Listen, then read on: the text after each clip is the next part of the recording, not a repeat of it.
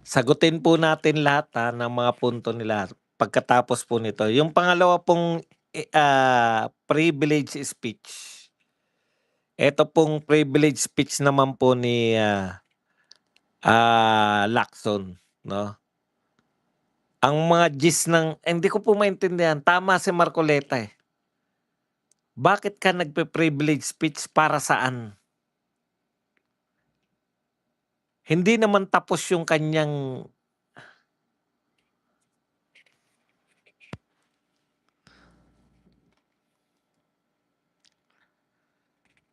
what, saan na ba yun? Sabi ni Marcoleta sa kanyang interpellation, kinwestiyon niya kung bakit kinakailangang mag-privilege speech si, Ping Lacson tungkol sa Blue Ribbon Committee's partial report. Partial report lang, eh. Bakit mo kinakailangang mag-privilege speech sa partial report?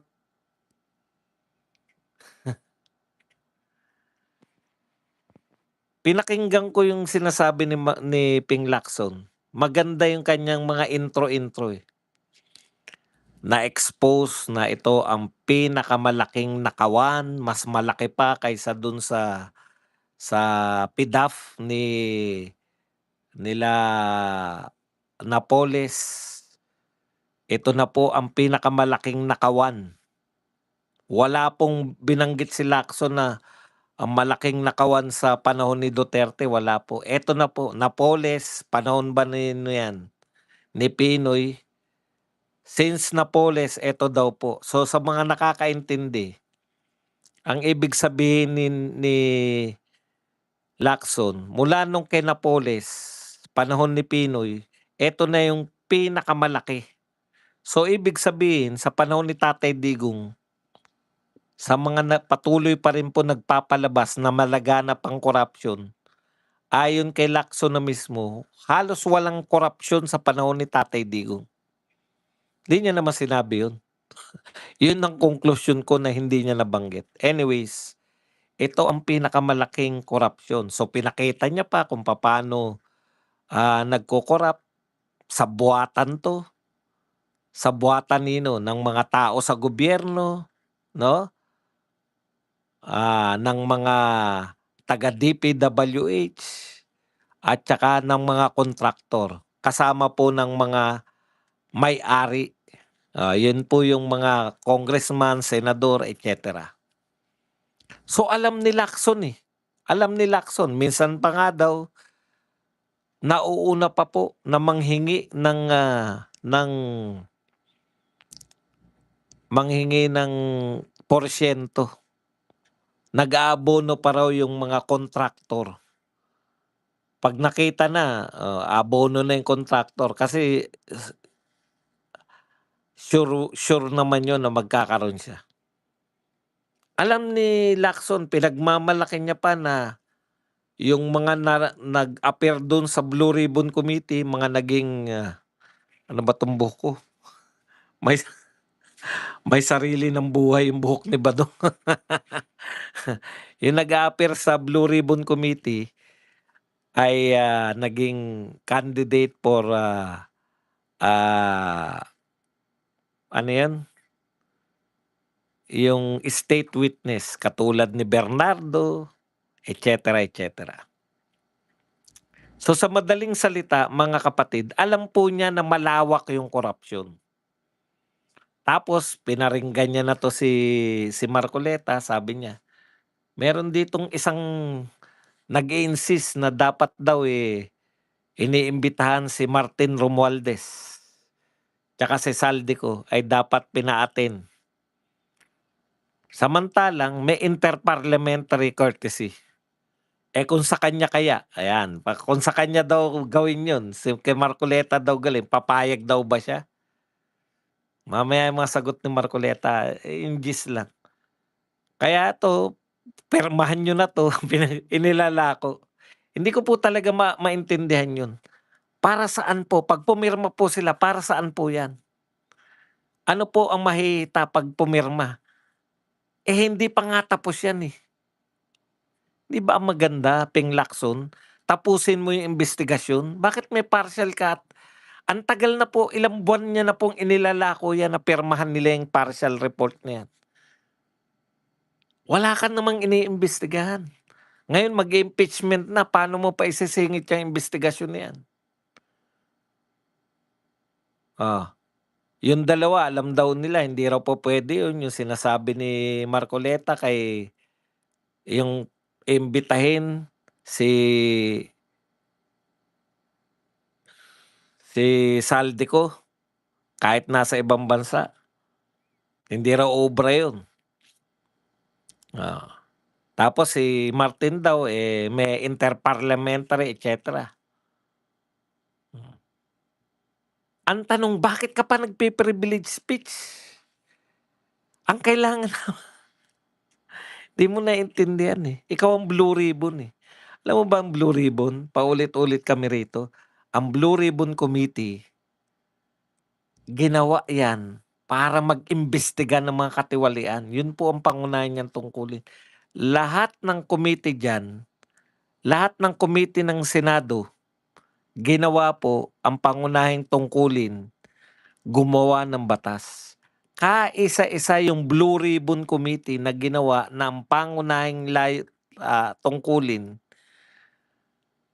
ay mag-imbestiga ng korapsyon.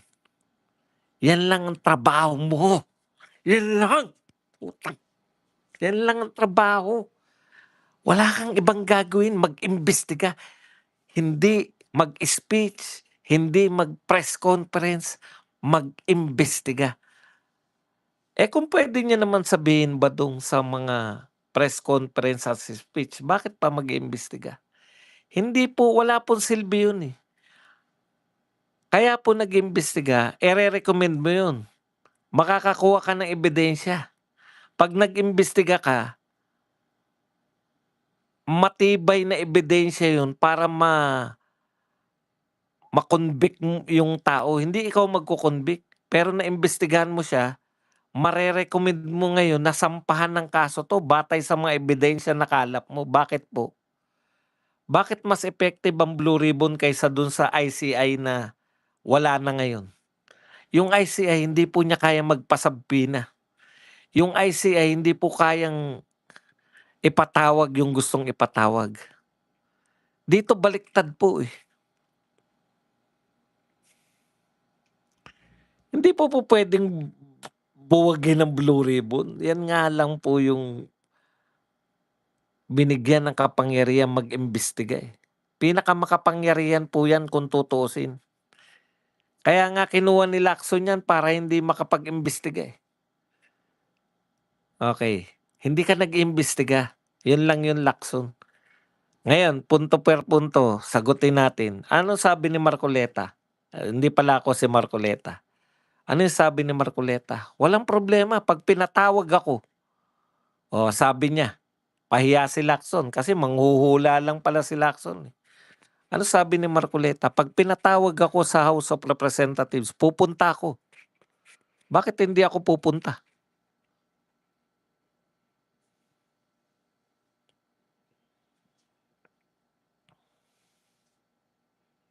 Pupunta si Marcoleta, so butata na yung ano niya, yung sinasabi niya, "What is, good for goose,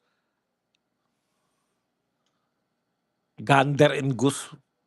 Ikalawa, sa sinasabing hin 'di ba, butata siya ro'n kasi 'pag inimbita raw si Marcoleta pupunta siya.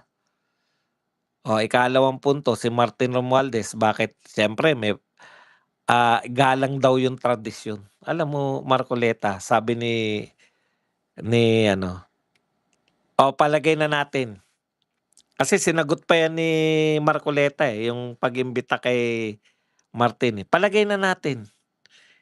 Ano sabi ni Marcoleta, hindi lang naman si Martin ang pinaiimbita niya, Ang dami pong puwedeng maimbita. Inisa-isa na naman po ni Marcoleta. Eto po yung ko na imbitahin mo, Ping Lacson. Si Bersamin, si Cadiz, Jojo Cadiz, 'di ba, lagi yan nababanggit na, siya yung parang pinaka-bagman, siya yung tagatanggap ng bayad. Oh, nariyan din po si Singson, pinaliwanag pa ni Marcoleta, inimbitahan niyo, pumunta yung mama, tapos hindi niyo tinuloy yung imbestigasyon. Bakit? Para saan? Okey, si Olaybar, si Bersamin, ang dami pong puwedeng imbitahin. Sinabi rin po ni Marcoleta, imbitahin din yung 18 soldiers. Oh, hindi naman po si Martin, palusot mo na lang yan na hindi nakaka-attend si Martin. Yung 18 soldiers po, hindi lang po hindi makaka-attend, gustong-gustong umattend. In fact, sila po ang nagpepresenta sa sarili nila.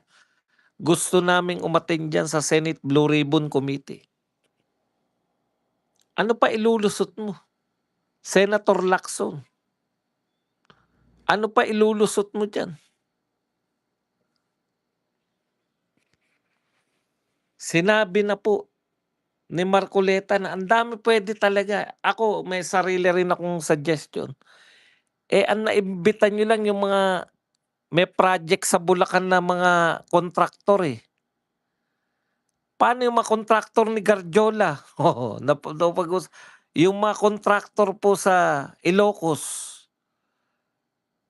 hindi lang naman po Bulacan ng Pilipinas, Hindi lang naman po Bulacan ng probinsya ng Pilipinas, Bulacan at Mindoro. Nagsimula Bulacan at Mindoro hanggang matapos siya, Bulacan at Mindoro pa rin.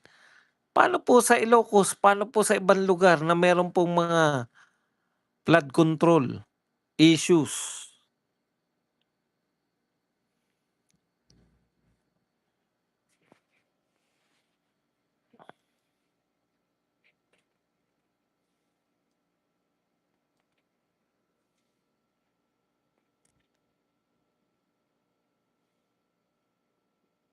Nakakalungkot isipin kasi wala talaga, wala siyang balak.